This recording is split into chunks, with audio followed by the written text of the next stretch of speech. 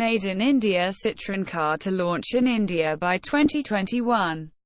France's French carmaker PSA Group has announced its plans to enter India with a locally manufactured vehicle that will be launched in 2021 under its Citroen brand.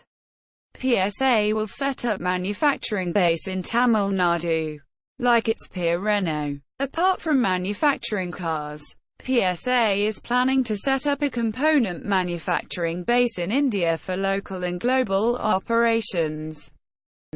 Volvo to limit top speed of all cars to 180 kmph from 2020. Swedish automaker Volvo Cars has announced limiting the top speed of all its cars to 180 kmph from 2020. This comes under Volvo's aim for no casualties or serious injuries in a new Volvo car by 2020.